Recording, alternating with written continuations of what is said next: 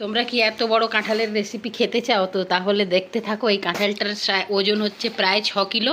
দেখেই বুঝতে পারছো। তো এই কাঁঠালের যদি রেসিপি দেখতে চাও বা খেতে চাও তো তাহলে প্রথম থেকে নিয়ে শেষ পর্যন্ত আমাদের সঙ্গে থেকো।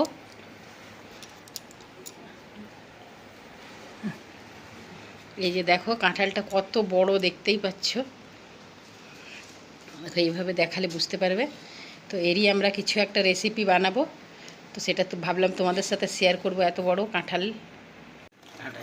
তো এই এঁচড়টাকে দেখো আমাদের পেড়ে নিয়ে এসেছে একটা গাছ থেকে। তো এত বড় তো খাবো না, আরও সবাইকে দিয়ে দেবো। বাকিটা যতটা খাবো ততটা রেসিপি করে তোমাদের সাথে শেয়ার করব বন্ধুরা।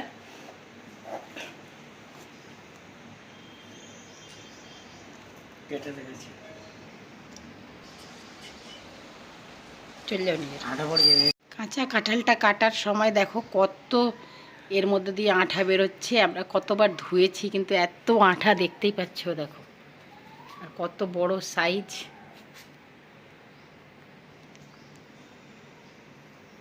এত বড় কাঁঠাল ভাবছো কি করে কাটবো আর কিভাবে রান্না করব। তো দেখো তোমাদেরকে আমি একটু কাটাটা দেখাচ্ছি কিভাবে আমরা এই কাঁঠালটাকে কাটছি। তো প্রথমে এই যে দেখো এরকম ছোট ছোট পাতলা পাতলা পিস করে নিয়েছি। আর তারপরে এই যে খোলাটাকে ভালোভাবে ছাড়িয়ে নিচ্ছি। খুব পাতলা খোলাগুলো, দেখতেই পাচ্ছ দেখো কত পাতলা। আর কাঁঠালটা কিন্তু খুবই ভালো। আমরা এটাকে 8 ভাগ করেছিলাম, 8 জনটা নিয়েছি। তো কেন কি অনেকই বড়, তোমরা দেখেই বুঝতে পারছিলে কমসে কম 7-8 কেজির বেশিই হবে। আমরা প্রথমে অনুমান করেছিলাম হয়তো 4-5 কেজি হবে। তো যে দেখো তোমাকে একটু কাটাটা দেখাচ্ছি কিভাবে রান্না করলে খেতে একটু খুবই ভালো লাগবে। তুমি অনেক বড় পর্যন্ত কাঁঠাল তোমরা খেতে পারো। এই যে দেখো প্রথমে ভুঁটিটা ফেলে দিলাম। আর তো কাঁচা কাঁঠালটাকে একটা আলু দিয়ে কুকারে ভালো করে সিটি মেরে নিয়েছি। দেখো কাঁঠালটা খুব ভালোভাবে সিদ্ধ হয়ে গেছে। এবার এই কাঁঠালটাকে আমরা খুব ভালোভাবে মাখিয়ে নিচ্ছি আলুটা দিয়ে। এই যে আলুটা একটা এর মধ্যে আলু দিয়েছি, একটা বড় সাইজেরই একটা আলু দিয়েছি। আলুটা দিলে আর কি চিটটা খুব ভালো হবে।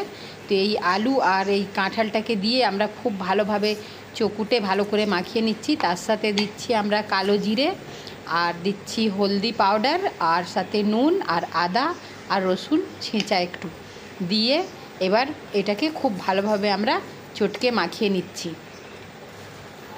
তার সাথে অল্প বেসনও দিয়ে দিলাম। একটু বেসন না দিলে কিন্তু ভালো হবে না, অল্প বেসন দিতে হবে। কাঁচা লঙ্কা একটু কেটে দিয়ে দিচ্ছি। দিয়ে এবার ভালো করে মাখিয়ে এখে কিছুক্ষণের জন্য আমরা রেখে দিচ্ছি।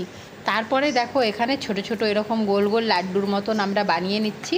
তোমরা চাইলে নিজের হিসাবে কোনো শেপ দিতে পারো। আমি এখানে গোল গোল ছোট ছোট লাড্ডুর মতন বানিয়ে নিচ্ছি। তো এখানে দেখো এই একইভাবে সবগুলো আমরা বানিয়ে নিয়েছি। এই যে দেখো আমাদের এখানে অনেকগুলোই হয়ে গেছে। এগুলো সব তৈরি করে নিলাম প্রথমে। তারপরে একটা চাটু বসিয়ে তার মধ্যে সরষের তেল দিয়ে সরষের তেলটা খুব ভালোভাবে গরম করে নিয়েছি। এবার গোলগুলোকে হালকা চ্যাপ্টা করে করে এর মধ্যে এই চাটুর মধ্যে সব দিয়ে দিচ্ছি। সবগুলোকে দিয়ে খুব ভালোভাবে আমরা একটু লাল লাল করে এগুলোকে ভাজা করে নেবো। এই পিঠ ওপিঠ করে লাল লাল করে ভাজা করে নেবো। এই রেসিপিটা থাকলে কিন্তু বাচ্চা বুড়ো সবাইরই খুবই পছন্দ হবে। সবাই ভাত রুটি খুব মজা করে খাবে। তো দেখো এখানে আমাদের এগুলো খুব ভালোভাবে লাল লাল করে ভাজা হয়ে গেছে। কিন্তু কাঁঠাল বড় হয়ে গেলেও তোমরা খেতে পারো। তোমরা যেহেতু এটাকে এঁচড় বলো, আমাদের এখানে কাঁঠাল বলি। তো যাই হোক, তো এখানে কড়াতে সর্ষের তেল দিয়ে তেলটা গরম করে নিলাম। এর মধ্যে কালো জিরে দিয়ে দিলাম আর কেটে রাখা আলুগুলো দিয়ে দিলাম। আলুগুলো দিয়ে এইবার খুব ভালো করে আলুগুলোকে আমরা লাল লাল করে ভাজা করে নিচ্ছি। তো এখানে দেখো আলুগুলো আমাদের ভালো করে খুব লাল লাল করে ভাজা হয়ে গেছে। এবার এর মধ্যে আমরা দিয়ে দিচ্ছি নুন, আর তার সাথে দিয়ে দিচ্ছি টমেটো। একটা টমেটো কেটে রেখেছিলাম, টমেটোটা দিয়ে দিলাম। এবার টমেটো আর নুন দিয়ে খুব ভালোভাবে আমরা আলুটাকে ভেজে নিচ্ছি। টমেটোটাও খুব ভালোভাবে সিদ্ধ হয়ে গেছে।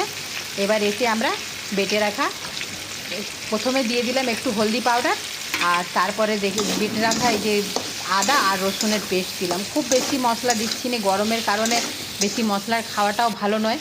কিন্তু যাই হোক তো আমরা এই মশলাটা দিয়ে খুব ভালো করে ভাজা করে নিয়েছি। আর সাথে একটা পেঁয়াজ সিদ্ধ করে রেখেছিলাম, এই পেঁয়াজটা চকুটে এর মধ্যে দিয়ে দিলাম।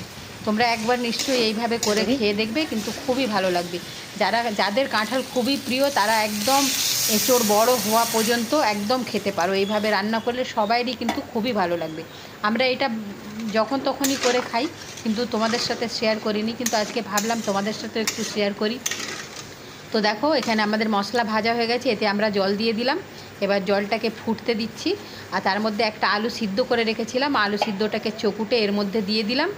আর বাটিতে 1 চামচ বেসন দিয়ে বেসনটাকে গুলে এই জলটাও এতে দিয়ে দিলাম। এতে দিলে কি হবে কি, ঝোলটা একটু খুব মোটা মতন হবে। তো আর তার সাথে অনেকটা কাঁচা লঙ্কা দিয়ে দিলাম, একটু ঝাল হলে ভালো লাগে। তো যাই হোক, কাঁচা লঙ্কা দিয়ে এইবার দেখো খুব ভালোভাবে ফুটে গেছে আমাদের, আর আলুও সিদ্ধ হয়ে গেছে। এবার এর মধ্যে আমরা ভেজে রাখা ওই বড়াগুলোকে দিয়ে দিচ্ছি। এবার এই বড়াগুলোকে দিয়ে বেশিক্ষণ রাখবো না, 2 থেকে 3 মিনিট রাখলেই হবে, নাহলে হয়তো নরম হয়ে যাবে।